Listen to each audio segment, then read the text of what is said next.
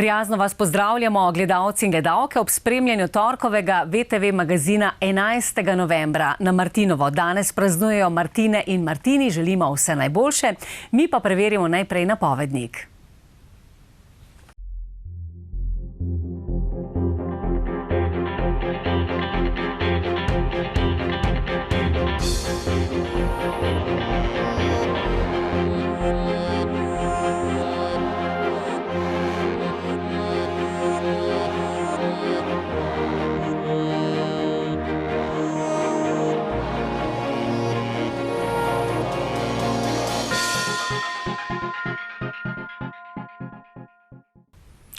Sedmega novembra je občina Laško praznovala občinski praznik v spomin na prvo omembo Laškega kot trga v pisnem viru. To je v listini Leopolda VI. Iz leta 1227. Pretekli petek je v Kulturnem centru Laško praznovala občina Laško. Osrednja slovesnost je bila posvečena letošnjim občinskim nagrajencem, prejemnikom laških grbov.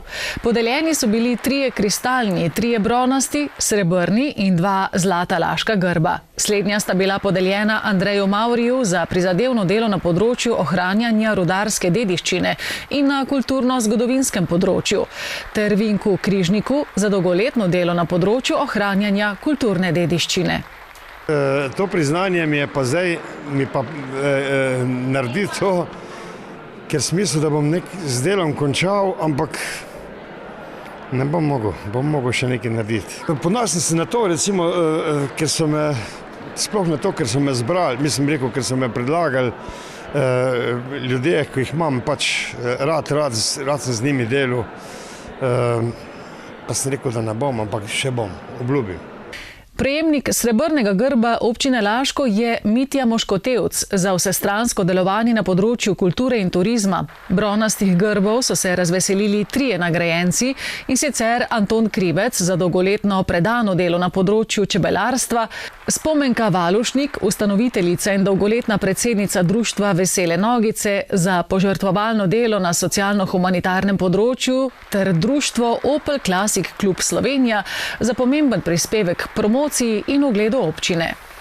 To priznanje mi res zelo veliko pomeni, ker pač, kolikor dam tega svojega prostovoljnega časa, se ti potem s takim dejanjem, s takim trenutkom, ko to dobiš, vidi, da tisti posamezniki ali pa tisti predlagatelji, ko te predlagajo, vidijo, koliko daš tega svojega časa, ki je včasih res neizmerno, pa tudi mogoče trenutki, ki daš malo družino na stran, da vse to speleš, pa poleg službe, pa poleg vseh teh delovanj, vseh teh društv in zvezi.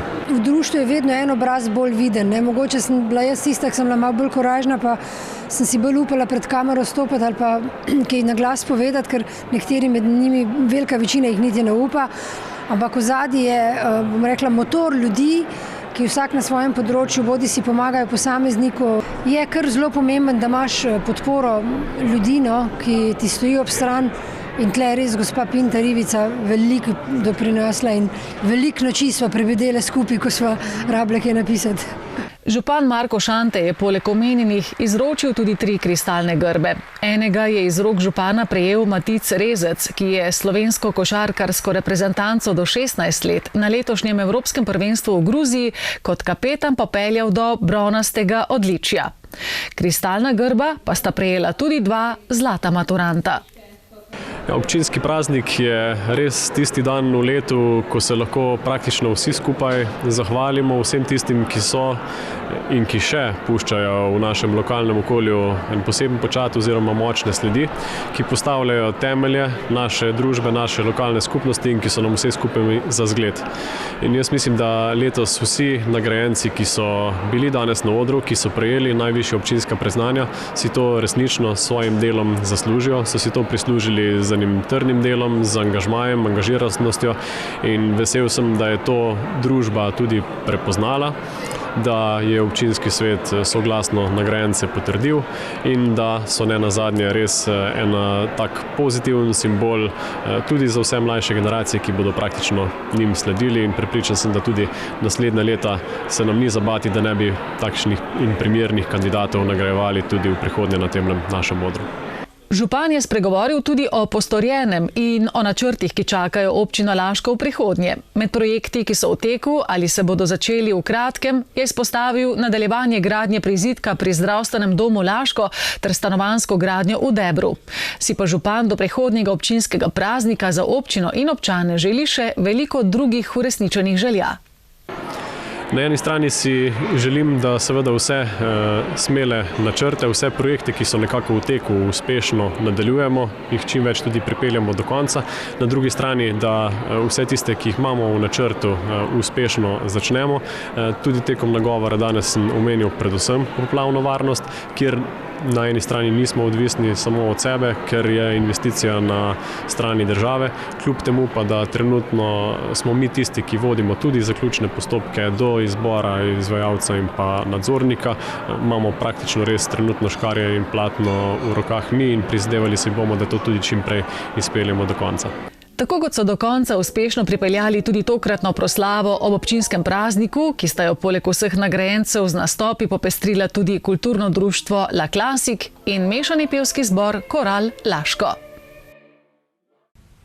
Javna agencija Republike Slovenije za varnost prometa je v Žalcu pripravila prvo delovno srečanje župani in predstavniki svetov za preventivo in vzgojo v cestnem prometu občin Spodnje Savinjske doline ter načelnikom policijske postaje Žalec. Govorili so o aktualnem stanju in pobudah za večjo varnost vseh udeležencev v prometu. Srečanje se je pričelo s predstavitvijo letošnje prometne statistike. Če so bile lani številke spodbudne, je letos povsem drugače, tako na območju Slovenije kot na območju policijske uprave Celje. Žal imamo na današnji dan že 83 smrtnih žrtev. Lani v celem letu le 68, kar je bilo res najmanj do zdaj, odkar beležimo statistiko. Prepričani smo namreč, da nam tesnejše sodelovanje z lokalnimi skupnostmi lahko pomaga pri izboljšanju prometne kulture, pri prenašanju teh naših preventivnih sporočil oziroma pri ozaveščanju vseh udeležencev v prometu o lastni odgovornosti. Se pravi, ko greš v promet, se moraš zavedati, da imamo vsi pravico varno priti na cilj. Čeprav je kot primarni razlog prometnih nesreč najpogosteje navedena prehitra oziroma neprilagojena vožnja, pa večinoma to ni edini razlog. Dejansko pa kot sekundarni vzrok prometnih nesreč se sigurno pojavlja uporaba mobitela, tudi verjetno marsikatera izmed zadnjih prometnih nesreč za smrtnim izidom je bil vzrok uporaba mobitela, tako da mogoče malo premalo pozornosti podajamo tudi temu vzroku. Ja, vsi skupaj ugotavljamo, da so problem mobiteli oziroma distrakcija. Večina voznikov ali voznikov osebnih vozil ali pešcev ali kolesarjev že uporablja mobitele, posluša glasbo prek slušalk. Seveda to vse moti našo pozornost in nismo dovolj osredotočeni na vožnjo oziroma ko smo v prometu. Potem smo ugotovili, da so velika težava e-skiroji, e-kolesa, se pravi nove oblike mobilnosti, tako imenovana mikromobilnost, kjer se žal ta vozila v večini primerov tudi odklepajo. To pomeni, da dosegajo prevelike hitrosti in jih vozniki niso sposobni obvladovati. Poškodbe so podobne motorističnim, se pravi, gre za hude telesne poškodbe, odprte zlome, zlome lobanj, čeljusti in tako naprej. Sicer pa je bilo letos med smrtnimi žrtvami več motoristov. Poleg mladih jih je bilo največ starih od 45 do 60 let. Veliko jih je umrlo brez udeležbe drugih v prometni nesreči. Ko e-skiroje in skuterje ter celo motorje uporabljajo mladoletniki, pa so za posledice odgovorni starši. Predvsem je tole čas počitnic. Vreme je dokaj ugodno za vožnjo z kolesi z motorjem, tako da to nekako ostrani nadzori, razgovori z starši, tako da na nek način res posvečamo temu kar precej pozornosti zadnje čase. Za objestno vedenje mladoletnikov se je začel uporabljati celo naziv čokolino mafija, pri čemer pa imajo svojo vlogo tudi družabna omrežja. Socialna mreža so nam pa prinesla seveda to, kar ste sami verjetno že spremljali v preteklosti. Nekako se otroci, mladoletniki povezujejo med sabo, se spodbujajo za temi negativnimi ravnanji, zato se ta pojav potem širi praktično po celotni državi. V prometu tudi pešci in kolesarji nimajo absolutne prednosti. V bistvu vsi moramo biti pozorni na to, ko se udeležimo v prometu. Preden prečkamo prehod za pešce, moramo vsi pogledati levo, desno, levo, to, kar učimo že otroke v vrtcu. Se pa v večini primerov zdaj tudi že v mestih dogaja, da imajo pešci ali pa kolesarji slušalke, niso pozorni, gledajo telefon, stopijo na prehod in so prepričani, da imajo absolutno prednost. Preveč je žrtev, preveč je nesreč na naših cestih in treba je nekaj narediti, ampak največ je pa osveščanje, ozaveščanje od vrtcev do najstarejših, kako varno ravnati v prometu. Ljudje se obnašajo, kot da so ovce, vsi mislijo, da so Rogliči, Pogačarji, vozijo se s kolesi po cestah ubesno, pešec gre preko ceste brez da pogleda, ker misli, da mora vedno voznik avtomobila paziti nad njega, pa temu ni tako. Družba je v eni taki krizi, to se odraža tudi v prometu in zdaj moramo, zakonodajni okvir mora biti tisti ta prav, potem poleg tega osveščanje pa ekipirati, okrepiti policijo. Agencija je predlagala povišanje starostne meje za uporabo e-skirojev in skuterjev na 15 let, zelo pa jih skrbi predlog zakona o osebni uporabi marihuane. Izkušnje iz tujine kažejo, da se je ob legalizaciji konoplje bistveno poslabšala tudi prometna varnost.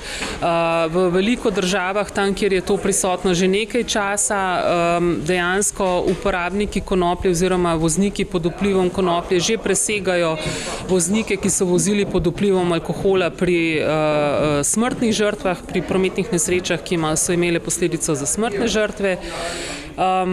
Se pravi, mi smo proti temu zakonu, ker menimo, da nikakršna toleranca, ker zaenkrat je v zakonu predvidena neka toleranca vsebnosti konoplje v organizmu, pač ničelna toleranca mora biti tako do alkohola kot do konoplje. V prid učinkovitemu kaznovanju kršiteljev z vsebnostjo alkohola v krvi tudi ni odločitev Ustavnega sodišča o neprimernosti sedanjih alkotesterjev pri določanju stopnje alkohola v krvi. Kljub zavedanju pomena ozaveščanja je namreč dejstvo, da kazni oziroma grožnje s kaznimi še vedno najbolj zaležejo. Že sama prisotnost policista ob cesti veliko pomeni, potem te table vi vozite, bomo pa radarje še kakšen namestil, pa če bodo merili tisti dan ali pa ne, ker tudi radari stanejo, ne nazadnje. Razmišljam pa, danes smo dobili ravno idejo tukaj župani iz Spodnje Savinjske doline, da bi policijski postaji morda nabavili en avto z radarjem, ki bi bil pravzaprav premični radar za vse občine Spodnje Savinjske doline. Ja, danes smo slišali nekaj dobrih predlogov, se pravi, da bi dejansko pospešili to usposabljanje za vožnjo z e-skiroji že ob koncu osnovne šole, se pravi pri devetošolcih. Župani so predlagali tudi, da bi se omogočilo neko sofinanciranje na državni ravni za nabavo stacionarnih radarjev. Kot vemo, je neprilagojena hitrost glavni razlog, glavni vzrok za nastanek hudih prometnih nesreč. Mi se z vsem tem strinjamo, dejansko pa je nujno potrebna politična volja za to, da se prepozna, da je prometna varnost eden od bistvenih področji, ki jim mora politika nameniti nekaj sredstev in tudi svoje pozornosti. Javna agencija za varnost prometa sicer izvaja številne aktivnosti in programe za različne ciljne skupine v prometu ter sodeluje z občinskimi sveti za preventivo in vzgojo v cestnem prometu, ki imajo zelo pomembno vlogo na lokalni ravni. Agencija bo s podobnimi delovnimi srečanji, kot je bilo v Žalcu, nadaljevalo tudi v drugih regijah. V Šmartnem pri Slovenj Gradcu so v četrtek ob prazniku vaške skupnosti odprli spominsko ploščo Gusti Stridsberg in Franca Kavčiča. Gusti Stridsberg je bila lastnica dvorca in posesti Hartenstein. Bila pa je tudi publicistka, pisateljica in prva prevajalka knjig Ivana Cankarja v nemščino. Gusti Stridsberg se je zapisala v dolino kot veleposestnica, lastnica posesti Hartenstein, ki je tu živela 15 let. Pred tem je bila razvajen dunajski otrok, zatem pa je bila dopisnica povsod po svetu, vohunka, pisateljica. Predvsem pa jo je nad slovenščino navdušil takratni nadučitelj Franc Kavčič. Ko je namreč njena hčerka dorasla toliko, da bi morala v šolo, se je milostljiva, tako so ji klicali njeni zaposleni, oglasila pri gospodu Kavčiču in prosila za domačega učitelja. Gospod je izziv sprejel in tako sta se začeli učiti slovensko obe, hčerka in pa veleposestnica, nemško govoreča gospa z Dunaja.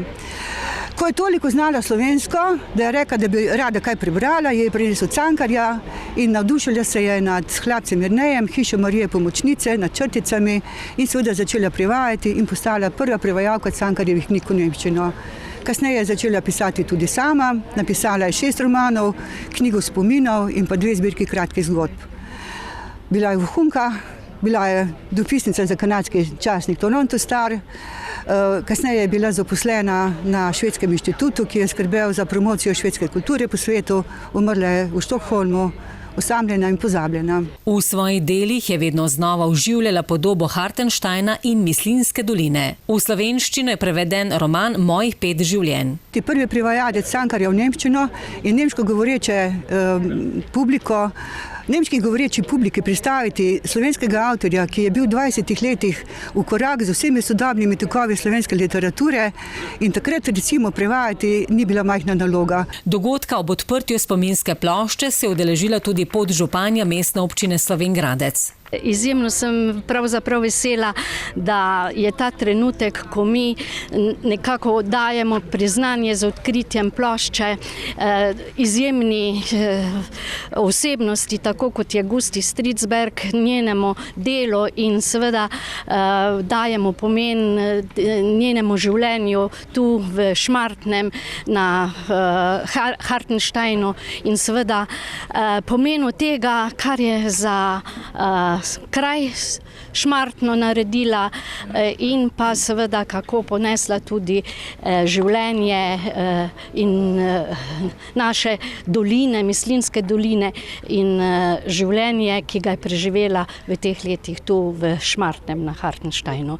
In izjemno sem vesela, da je gospa Karla Zajc to zgodbo raziskala, nam jo približala, da so odsevanja na to opozarjala z objavami in seveda potem ni bilo več vprašanja, da pobudi sledimo, da dokončno dobita ti 2 osebnosti eno primerno obeležje, to je to ploščo na osnovni šoli v Šmartnem. Na prireditvi so pripravili krajši kulturni program in odprtje spominske plošče z besedami. Francu Kavčiču, dragemu prijatelju iz starih časov, ki mi je naučil ljubiti slovensko literaturo. Mislim, da je tudi izziv danes za vse nas, ki smo danes tukaj v Sloveniji. V športni dvorani na Vranskem je Rotary klub Žalec skupaj z občino Vransko pripravil koncert Žarek upanja za otroški nasmeh. Zbrali so kar 12.200 evrov. Rotary klub Žalec in občina Vransko sta v športni dvorani na Vranskem organizirala tradicionalni dobrodelni koncert Žarek upanja za otroški nasmeh. Izkupiček od prodanih vstopnic je v celoti namenjen dobrodelnemu skladu Žarek upanja za otroke osnovne šole Vransko Tabor in šolskemu skladu osnovne šole Braslovče. Občina Vransko na dogodku sodeluje kot partner, pripravijo dvorano in pomagajo pri organizaciji. To je en korak k temu, kako smo lahko solidarni do sočloveka, kako bomo z današnjim večerom pripomogli k temu, da bodo otroci iz šibkejših družin se tudi lahko udeležili šole v naravi in marsikaterega drugega dogodka v šoli, ki si ga mogoče drugače ne bi. In kot skupnost, ko stopimo skupaj, lahko naredimo zelo velike korake. Je pa prav, da smo soljudje vsak dan dobrodelni, vsak dan, ne samo danes, ta trenutek, ko je ta koncert. Vrhunec večera je bila razglasitev zneska, ki so ga zbrali na koncertu. Celoten izkupiček je bil 12.200 evrov. Po 6.100 evrov so namenili vsaki izmed šol. Sklad Žarek upanja vsako leto damo za učence, ki so iz socialno ogroženih skupin, in sicer namenimo jim nadstandard, namenimo jim šole v naravi, dneve dejavnosti, mi financiramo iz tega sklada in jim omogočimo tisto, česar in pač starši ne morejo in tu pomagamo staršem, a ne na ta način. V bistvu ena izmed temeljnih, bi rekel, poslanstev rotarijskega gibanja je tudi sočutnost in pomaganje tistim, ki so pomoči potrebni. In najbolj ranljiva skupina so otroci, tako da pomagati otrokom je največje veselje. Kaj pa je tisto, kar otroci najbolj potrebujejo?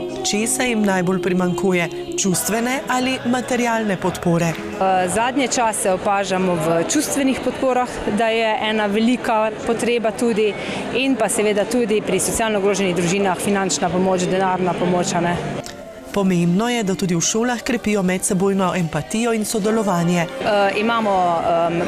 Spodbujamo to medsebojno tutorstvo, da pomagajo mlajši učenci starejšim, potem da starejši učenci učijo kdaj mlajše učence, potem imamo razne razredne ure, kjer razvijamo medsebojne odnose in krepimo te veščine za skrb dobrih medsebojnih odnosov. Namenjamo kar nekaj časa, sploh na razrednih urah v šolski skupnosti. Imamo prostovoljce, kjer hodijo obiskovati tudi dom za starejše in gradimo to medgeneracijsko sodelovanje. Na koncertu je kot vsako leto igral policijski orkester, spremljal pa je tudi glasbene goste, ki so bili letos še posebej številčni.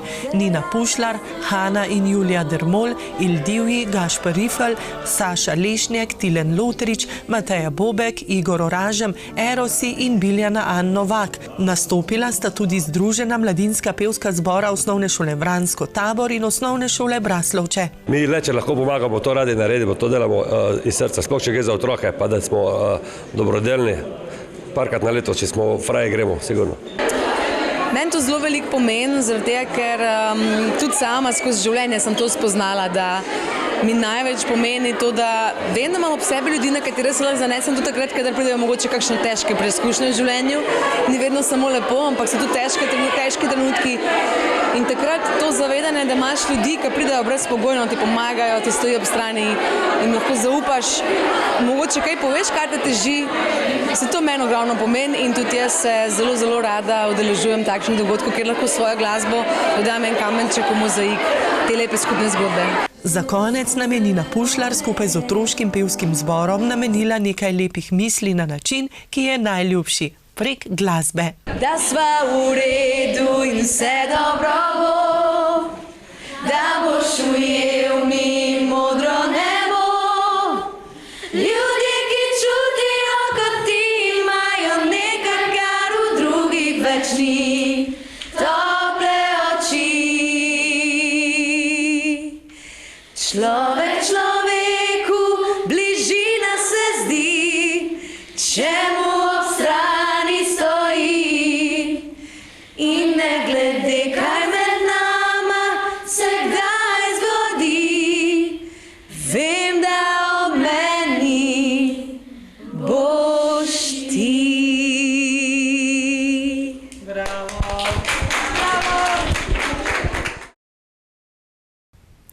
Tradicionalno martinovanje v Starem Velenju je tudi letos privabilo množico obiskovalcev. Ob pestrem glasbenem programu je na stojnicah za Martinove dobrote skrbelo kar 20 ponudnikov hrane in pijače. Na Starem trgu v Velenju je Zavod za turizem Šaleške doline v sodelovanju z mestno občino Velenje v soboto pripravilo tradicionalno martinovanje. Veselo druženje se je pričelo že ob 11. uri dopoldan. Letošnji program je zasnovan pa tako, da pri otvoritvi martinovanja sodi domača glasba, slovenska glasba, harmonika, pesem Slovenije, od kod lepote tvoje, in danes so z nami Vingosi iz Vinske gore, ki ravnokar razvajajo že prve obiskovalce. Potem pa seveda nadaljujemo z glasbo iz zvočnikov, tako da se bo tudi vrtela slovenska glasba, narodno zabavna. Sledimo z triom Goter, orkestrom Goter, ob ob 17. uri pa pride Kristina Oberžan s svojim bendom. Obiskovalci so uživali tudi v pestri ponudbi martinovih in jesenskih dobrot, za katere je skrbelo kar 20 ponudnikov. Poleg tradicionalnih martinovih jedi, kot so rdeče zelje, račka, mlinci in bujta repa, so ponudniki iz Lendave pripravljali langoš. V bistvu langoš je madžarsko-prekmurska tradicionalna jed. Dela se v bistvu z krompirja, tradicionalno, je pa izjemno univerzalna jed. Na nek način podobno kot pica se lahko na langoš dajo tako slane kot sladke jedi. Mi smo za danes pripravili dejansko langoš, tudi martinov langoš z česnom, z hrenom, z račko, z okisano čebulco, ki v bistvu zelo lepo zaobjame duh Martina. Mi pravimo za Martinovo vedno gosko ali purico, to preko imamo Zagorje, Hrvaško, tam ogromno teh puric lahko dobimo, to imajo zelo dobre stvari. Zraven pa seveda mlado vino, Kraljevo belo je izvrstno, zdaj že letnik 25, oziroma tudi rdeče, modra frankinja, tu imamo gospodarja, princa, princeso, vsega imamo, tudi penina kakšna je, vsega. Veselo vzdušje se je pričelo že sredi dne. Organizatorji so poskrbeli tudi za čudovito kuliso. Kaj pa je na martinovanju najbolj pomembno? Vino, hrana ali ljudje? Zagotovo ljudje, potem pa ponudba, predvsem pa mi radi rečemo, da je ta dan namenjen druženju z družinskimi člani, prijatelji, sodelavci, z vsemi tistimi, ki smo radi, sicer tudi večkrat v družbi, in danes vidimo, da nam je tudi vreme naklonjeno, sonce je in naj se samo stopnjuje lepo vzdušje današnjega dne. In tako je tudi bilo. Stari trg so obiskovalci napolnili, nad ponudbo martinovih dobrot in samim vzdušjem pa so bili navdušeni. Prišli smo z zbrano družbo, glavno pa je tukaj, da poskusimo vsa ta vina, kajti danes ne nazadnje imamo Martinovo, in izjemno dobra izbira, vse pohvale, kajti imamo od vzhodne Slovenije do zahodne Slovenije in poskusili bomo na Martinovo, na novo letino. Mi smo tradicionalno tule, mi smo tole vse naredili, kaj tule vidite. Probali smo pa tudi vse. Od jetarc, tole Anica, izredno dober kulinarik. Tako da se sploh bojim povedati, da ne bi prav povedal, nekega meda znam namešanega, zelje z domačega vrta. Fajn so se odrezali tudi kulinarniki tule. Jeva tule nastrgano teletino, panirano, v bučni omaki in v domačem zelju. Za predjed smo si pa vzeli malo za pokušino paštetko iz kurjih jetrc, ki je pečena bila najprej, ne kuhana, ampak pečena, potem pa malo obogatena še z medom, tako da je vsestransko zdrava. Predvsem smo pa tu zaradi družbe, ker nam je v veselje, da Zavod za turizem to pripravlja in verjamemo, da bo še več let tako, namreč takole skupaj priti s prijatelji, mislim, da ni kaj lepšega kot to. Na Zavodu za turizem Šaleške doline pa so tudi letos poskrbeli za trajnostno obarvano prireditev s čim manj odpadki. Obiskovalce od blizu pa so povabili, naj se martinovanja udeležijo peš ali z avtobusom. V Šmartnem ob Paki so v soboto priredili tradicionalno martinovanje, že 28. po vrsti. Vrhunec večera je bil krst mladega vina in razglasitev najkletarja. V Martinovi vasi v Šmartnem ob Paki so v soboto pripravili tradicionalno martinovanje. Organizira ga domače društvo vinogradnikov skupaj z občino. Samo martinovanje se odvija tukaj že 28 let, morda celo kako leto več, ker tudi že potem, da v naslednjem letu vinogradniki praznujemo 30. obletnico delovanja. Tako da res tole martinovanje se je zelo dobro prijelo v Šmartnem ob Paki in vsako leto ga komaj čakamo. Na stojnicah so se predstavila številna domača društva s prikazi kmečkih opravil in prodajo pridelkov. Športno društvo in vaška skupnost Gavce Veliki Vrh sta pripravila prikaz ribanja in kisanja zelja in repe. Vaška skupnost Šmartno ob Paki pa je prikazala, kako so včasih na kmetih potekali dolgi popoldnevi in večeri okoli Martinovega. Kaj se je zvečer ali pa popoldne že delala, bližali so se prazniki božični, novoletni, je bilo treba orehe pripraviti, stolč prebrati, potem tudi koline so bile, je bilo treba špile pripraviti, to so v glavnem bolj moški delali, pol ženske so pa kaj pokrpale, strgane nogavice, kar se danes ne dela, ali pa kakšno spodno perilo, da so, tudi to se je vse pošivalo včasih, a ne, čez zimo je bil to čas. Take stvari, ali pa volna se je, predla, oziroma jo je najprej se je, krtačila. To se jaz spomnim, kar se je pri nas doma v hiši dogajalo, no pa tudi še star oče je bil čevlar, me je pa tudi še zmeraj v kotu, tudi kakšne čevlje popravljal. Potem otroci, midva sva bila z bratom še otroka, pa sva imela gungalca, pa konja, pa smo se malo gungali, pa starata nas je naučil kako pesem, naprimer, pa z nami malo zaplesal. Martinovanje je obiskal tudi sam sveti Martin, ki je krstil mlado vino. Ja, sam krst vina pomeni večer, naj bi bilo večer pred Martinovem, se mošt spremeni v vino. In mi vsako leto na Martinovanju krstimo ta mošt v vino in od takrat naprej pijemo vino. Z letošnjo letino so vinarji zadovoljni. Letošnja letina je po dolgem času, po 2 letih, lahko rečem, zopet takšna, kot smo si jo želeli, količinsko zadovoljiva, kvalitetno tudi, tako da jaz verjamem, da bo danes in od danes naprej bomo lahko pokušali dobra vina. Vrhunec dogajanja pa je bila razglasitev kletarja leta. Pri nas vedno vsako leto na tem Martinovanju izberamo tudi kletarja leta, razglasimo ga.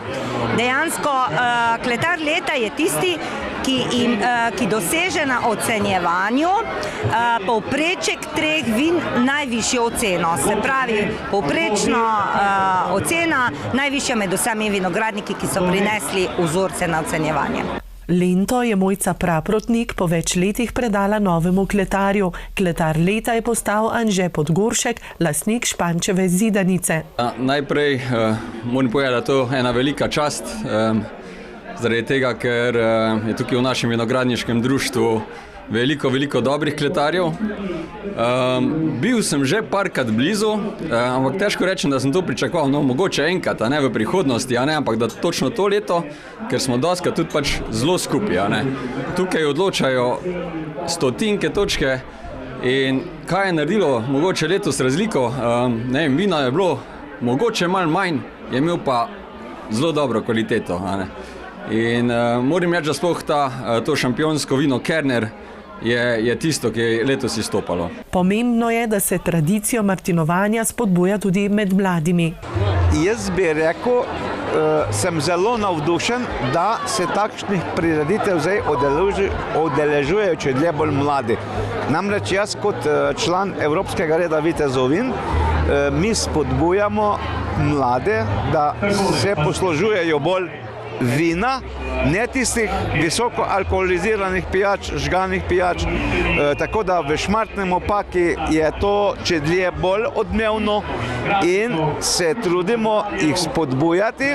Ko se je popoldne prevesilo večer, se je pričela prava Martinova veselica z ansamblom Klateži. Štab civilne zaščite občine Vransko je v soboto v sodelovanju z občino Vransko izvedel praktično vajo celovitega preverjanja pripravljenosti za primer nesreče v jami Škadavnica. Številnim vajam gasilskih društev in zvez ob mesecu požarne varnosti so se v soboto svojo vajo pridružili člani štaba civilne zaščite občine Vransko. Z vajo so preverjali pripravljenost za primer nesreče v jami Škadavnica, ki se nahaja nad centrom jamskih doživetij Vransko. Vaja se je pričela s klicem ene od 2 udeleženk nesreče v jami na 112. Katera klicala na 112 je bila neuporabna, zmedena, tako da smo mogli še njo oskrbiti. To je Imamo v štabu tudi Renato, ki je iz prve pomoči tako da je še njo oskrbela čim prej pripeljali na štab na to, pa so pa kinologi locirali, ker ni bilo znano, ki je.